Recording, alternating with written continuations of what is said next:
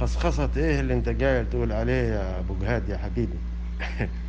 اي خصخصة يا جماعة الخير؟ خصخصة على ايش؟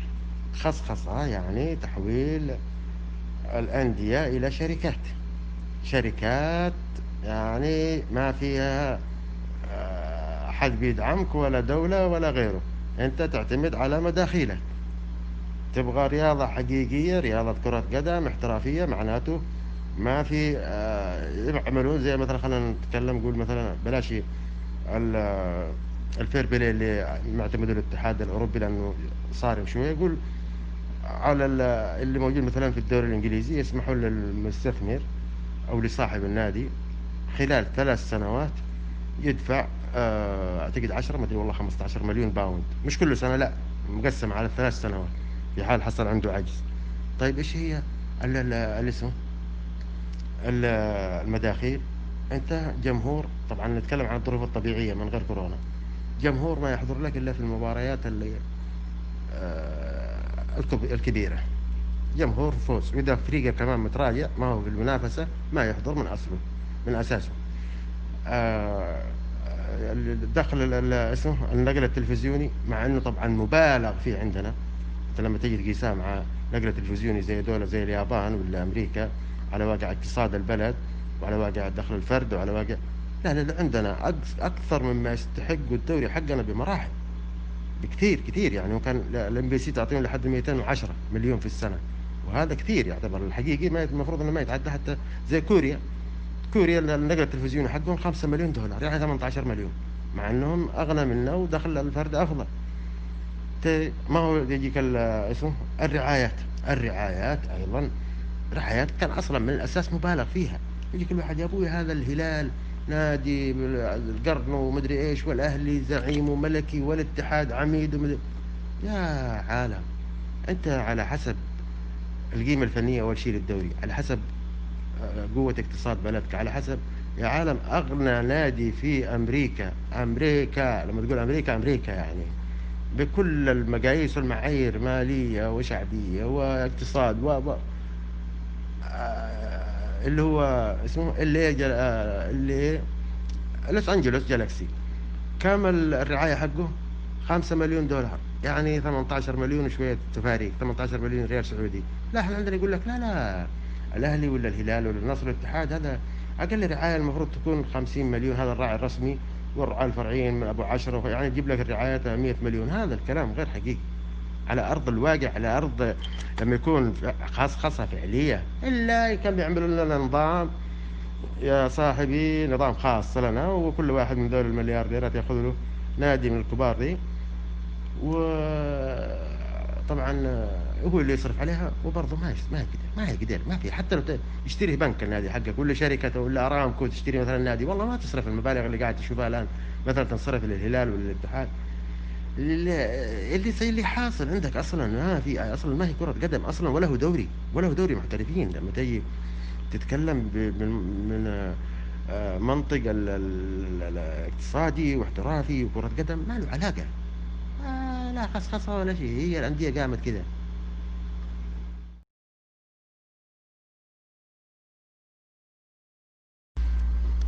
الحين أبغى أسألك سؤال يا أبو جهاد والجميع اللي موجودين هنا، بدأت اللي من جدة ومن نقول المدينة لا مكة لا طبعا، خلينا نتكلم عن جدة. لو جيت تبغى أنت مستثمر وتبغى تشتري الأهلي، كم تتوقع بيثمنون الملعب المقر حق النادي؟ خصوصا انه في شارع التحلية، شارع تجاري. انا اذكر اني قريتها قبل كم سنة والله، الدولة أقرت سعر المتر المربع في حي الرويس، انه كان الظاهر اراضي عقارة منزوعة ينزعون ملكيتها، سعر المتر المربع ما بين 1000 إلى 5000. يهو يا عالم، يعني ما بالك هنا في شارع التحلية.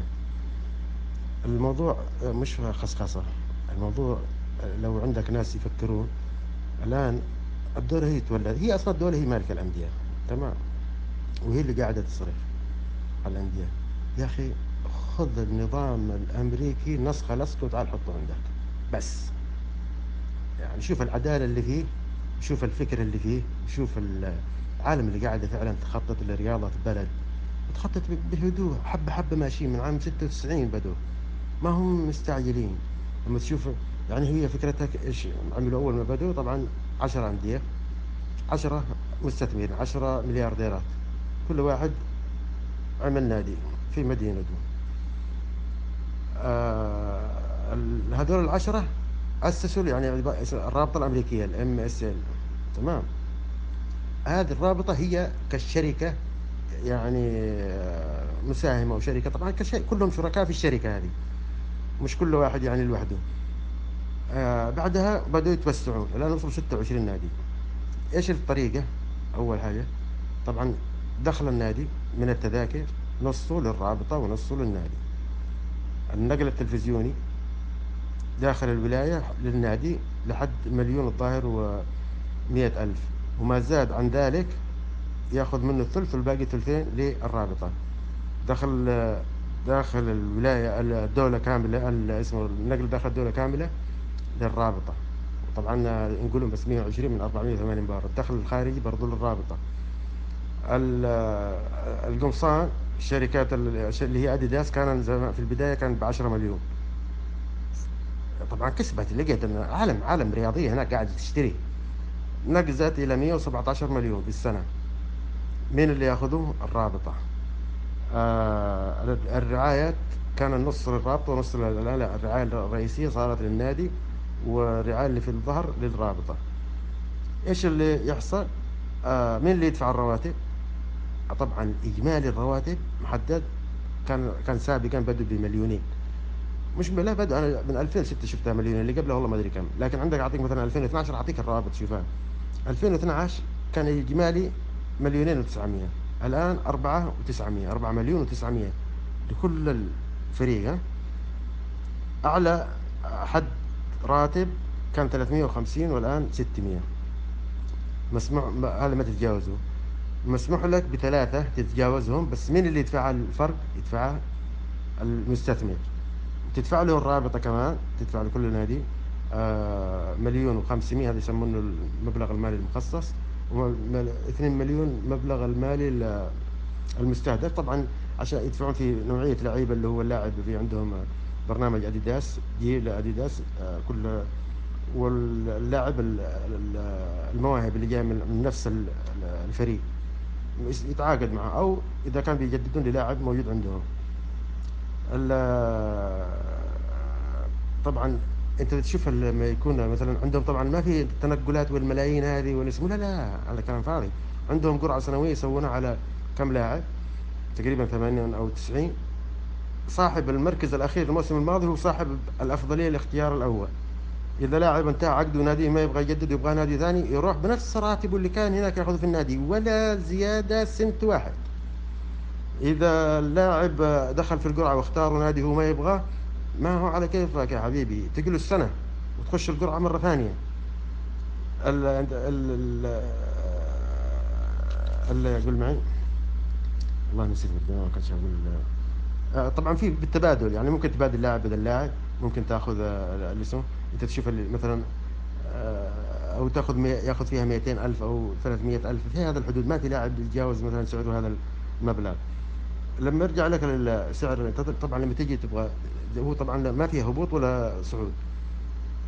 لما تجي تبغى تدخل في المناقصة دحين، هم رايحين وصلوا 26 ويبغوا يكملونها 30. آخر نادي دفع 200 مليون، لا 150 لو سنسالتي دفع 150. في شيفيل مدري نيشفيل مدري اسمه أبوه، هذا دفع 250 مليون، 250 مليون رسوم دخول. هذا النادي أنت تجي تبغى تأسس نادي في مدينة، أي المدينة والولاية تقول لك هيا تعال. أول شيء يبدأ من سعر الأراضي. هذا نادي اسمه سنساتي، دخل 2019، حلو، يبغى أرض، وفين؟ في قلب المدينة، في المدينة هي اللي هذه سنساتي، في تابعة لولاية أوهايو. بكم الأرض؟ أعطوه، لقي 15 إيكر، اللي هو طبعا الإيكر الواحد يساوي 10,000 متر مربع. أخذوه من مدرسة تابعة اسمه للولاية، كان عندها ملعب عليه. إيش بكم القيمة؟ ب10 مليون دولار، يعني سعر المتر مربع إعادة تقريبا 250 ريال في قلب المدينة. فين؟ في أمريكا. تتكلم أنت ما تتكلم عنها يعني تراها أسعار لما أقول لك يمكن لا هذه عشان مين من المدن الكبار، لا لا ما إيش المدن الكبار. أجيب لكم أمثلة بس ما أبغى أطول تسجيل.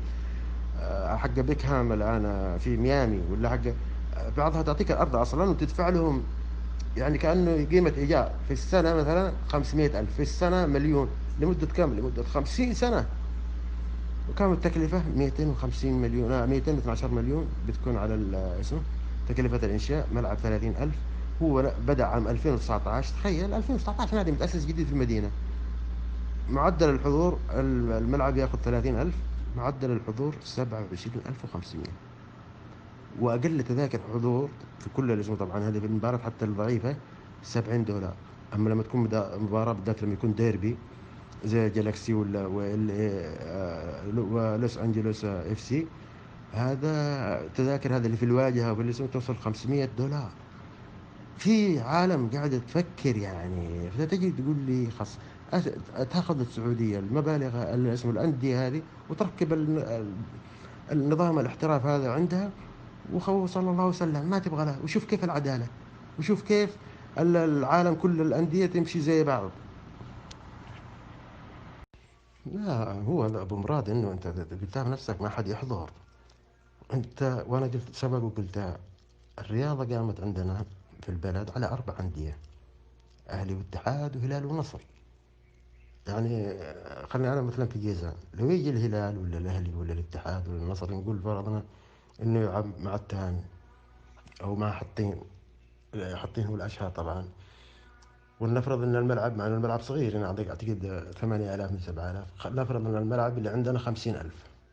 والله يا ابو مراد ما اتوقع يكون اللي يشجعون التهامي حتى 500 والباقي كلهم راح تلاقيهم يشجعون النادي الكبير ده اللي جاي. بعكس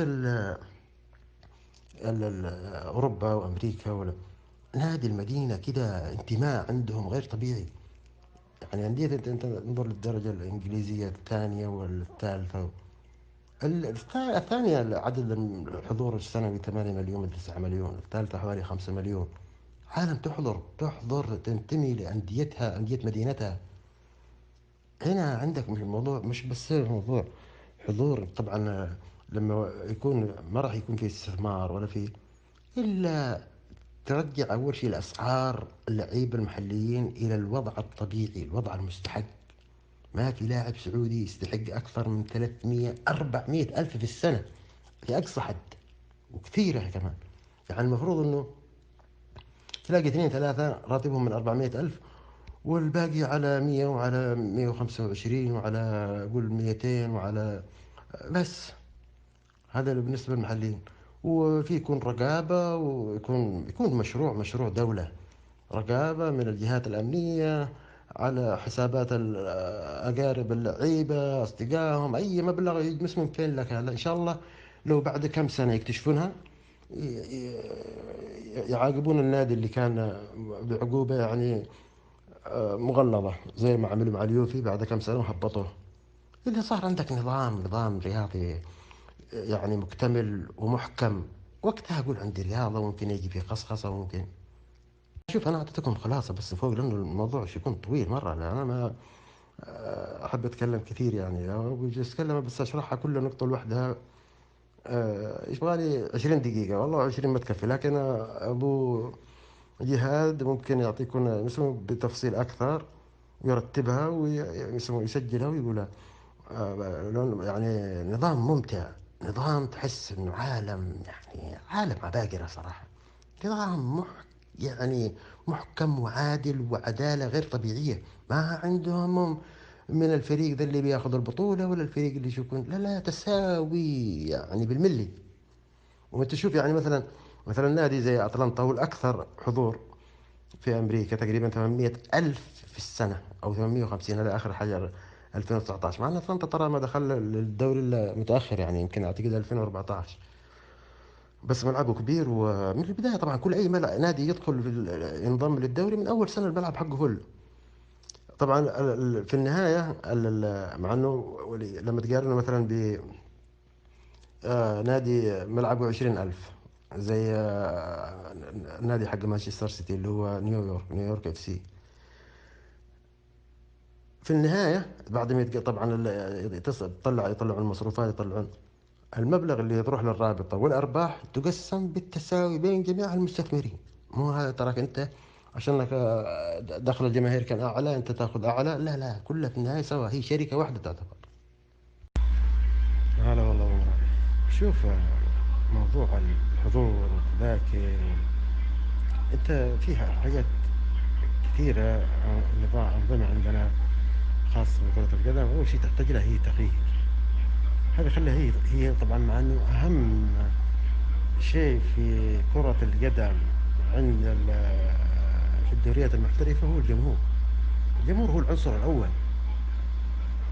لكن أول شيء أنت طبعا يبغالك، طبعا زي ما قلنا إنه تحديد الرواتب وتحديد إعادة ضبط مصنع. وقتها الموضوع زي ما معمول في إنجلترا أو خلينا نقول أمريكا. المباراة عندهم داخل أول شيء طبعا نقل تلفزيوني مشفر، ما فيها عن طريق الستلايت، كله كيبل. تمام. والمدينة المباراة اللي تقل عن نسبة 80% الحضور ما ينقلونها، حتى لو كانت من جدول انها تنقل ما ينقلونها داخل المدينة نفسها. من حق النادي يرفض كمان حتى ينقلها على مستوى الدولة. لما تشوف عندهم الحقوق هنا، يعني مثلا الدوري الانجليزي ترى ما ينقلون منه الا 200 مباراة، في امريكا ينقلون منه 120 فقط من 408. وبعد كذا تجي مسجلة أو تشترك في حق النادي، تجي بعدها 48 ساعة. بس يكون طبعا اشتراك يعني مقدور عليه، اشتراك بسيط، ما تجي مثلا تقول لي ب 400 ولا 500، لا خلى اشتراك رمزي. بالنسبة للحضور تقول لي واحد معها 4 أو 5، يا أخي العالم كلها فيها للأولاد ولا يعني لحد مثلا خذ لك مثلا ليفربول ب 56 ولا 55 التذكرة باوند. إذا عندك أطفال، تمام، من الصغار ذولا على 9 باوند، واللي من إلى حد 12 سنة، من إلى حد 15 سنة 12، واللي لحد 21 من 15 إلى 21 اللي هم حقين الثانوية ولا الجامعة، هذا يأخذون 18 باوند. يا خلاص خلها هنا، أقول 50 ريال تذكرة، ارفع التذكرة 50. والصغار مثلا عنده 3 صغار، كل واحد مثلا خلينا نقول بلاش نقول 10 ريال، نقول 5 ريال على كل واحد. انت يهمك اول شيء تقرأ ثقافة الحضور للمدرجات، وشوف يحضرون ولا لا. موضوع انه اللاعيبة والرواتب وانه ممكن يروحون للخارج وما الخارج، لا لا، اللعيبة اللي موجودين عندك الآن هذا لا ما يروحون محل. لو فيهم واحد فقط ممكن كان يخرج برا، خلينا نقول مثلا كسالم الدوسري، كان في خلال السنتين الثلاث هذه اللي راحت كان الصينيين يقدرون يدفعون له ثلاثة أضعاف راتب اللي يأخذونه، أو 4 أو 5 كلاعب آسيوي. هم بحاجة لاعب آسيوي عشان يلعبون في آسيا. لكن اللاعب السعودي من في أشياء مش بس المهارية، يعني والله الموضوع هذا طويل ما أبغى أتكلم فيه لأنه يأخذ وقت صراحة. شوف، الفيفا حط دليل تدريب المواهب الفئات السنية من سن 6 سنوات لين 18، وكل الاتحادات اللي عندي حق استراليا وعندي حق أمريكا وعندي حق اليابان حق إنجلترا حق هولندا وأياكس تحديدا. اللي عندنا ترى ما لهم علاقة بكرة القدم. اللعيبة اللي تشوفون اليوم في الأهلي وفي الاتحاد في النصر في الهلال هذول السعوديين يمكن تطلع منهم باثنين ثلاثة ممكن تنطبق عليهم خلينا نقول 60% من الاشتراطات للاعب المحترف. في طبعا هم يبدؤون من 6 سنوات إلى 9، في بعض أندية من 6 سنوات ورسمي، والأغلبية طبعا من 8 سنوات. أول أشياء طبعا هذا من 6 سنوات تعليم بس، يعني حاجات بسيطة، يقول له ألعب أو يعطونهم مجال يعني بين فترة والثانية دعوات كذا بالإجازة. ما الشغل يبدأ من 8 سنوات. أنت عارف كم يتدرب كم للتدريب يا أبو مراد؟ طبعا محسوب التدريب من بداية سن 8 سنوات إلى 18 سنة يتلقى فيها 4600 دقيقة دقيقة ساعة. حلو، هذه بس تدريبات غير المباريات اللي تقريبا كل في الموسم، مش في الموسم، في السنة. ترى ما عندهم موسم زي عندك هنا السعودية، يلعبون بس 3 شهور مدة 4 شهور الفئات السنية وخلاص وانتهى. لا لا، هناك ماشيين مع المدارس، وأصلا أغلبها كلهم أصلا في المدارس، ويتلقون الدراسة واللي اسمها في المدارس. تدريبات لهم أيام محددة في الأسبوع، أو بعدين يتعدون 12 سنة. طبعا تدريب وتعليم، تدريس رياضي وتعليم وتدريب في الملعب يطبق. السعودي يمكن ما اعتقد بالعمر هذا كله من وقت ما يدخل بالبراعم لين يوصل 18 سنه، ما ظنيت انه ياخذ حتى 1500 ساعه. اول حاجه عندهم طبعا عندهم 5 اشياء يبدون يركزون عليها: الخصائص الجسديه والخصائص الفسيولوجيه، طول الوزن، النمو، وقياس كتله الجسم، يشوفون هل هو مناسب لعمره ولا لا. طبعا في لاعب، هو في طفل يكون عارفين انه هذا طبعا بعد 4 سنوات 5 سنوات جسمه ما راح يكون مرن اصلا. يجوا اللي هي الخصائص الفيزيائيه: القوه العضليه، التوازن، التحمل، السرعه، المرونه، والحركه. هذه كلها يعرفونها من بدري. اللي ما تنطبق عليه قالوا له برا. المهارات، العنصر الثاني المهارات الفنيه او المهارات الجسديه، هم يشتغلون على 5 اشياء. هذه تكون متى؟ من سن 8 سنوات الين 15 سنه او 13 سنه في بعض المدارس. عندهم 5 حاجات: التحكم بالكرة بجميع اجزاء الجسم، يعني الاستلام او التحكم فيها مع الحركه. مهارات التمرير والتسديد ولعب العرضيات والتسديد كلها. مهارات المراوغه والسرعه. مهارات التحكم بالكرة مع الجري في مساحات واسعة وفي المساحات الضيقة. ومهارات تغيير الاتجاه. ومهارات طبعا الدفاعية اللي هي استخلاص الكرة. هذه يعملون عليها. طبعا الآن ثبت علميا أنه بالتدريب، في كتاب اسمه كاتب اسمه دانيال، عالم مش كاتب، هو كاتب وعالم، دانيال كويل. هذا ألف كتاب عام 2010. اكتشفوا، وعلماء كثير طبعا، في تجارب، في مادة اسمها المايلين. مايلين غير الميلانين اللي هي هذه تحدد لون الشعر ولون البشرة ولون، لا، مايلين هذه في الجهاز العصبي. المادة هذه تبدأ في الفرز من وقت الولادة. طبعا هي المادة البيضاء اللي في المخ. هذه أي مهارة، طبعا المهارات الرياضية الجسدية هي طبعا تتوقف بعمر 30 سنة، لكن المهارات الجسدية تشتغل معك لين سن 18 سنة. هذه مع التدريب، تمام، كل ما تدربت أكثر هذه المادة تنفرز. إيش تسوي؟ تروح للمحور العصبي أو الليف العصبي، تعمل عليه، تلتف عليه.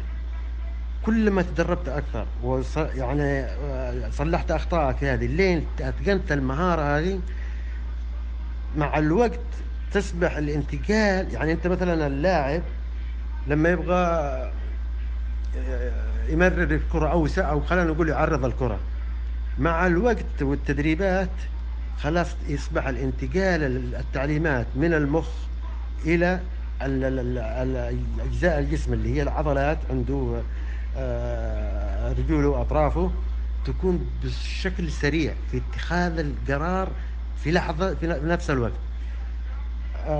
مع الوقت طبعا هذا يدخل بعد كده يعلمونه اللي هي قانون اللعبة والتكتيك في اللعب واللعب الجماعي. في حاجة مهمة جدا اللي هي العقلية.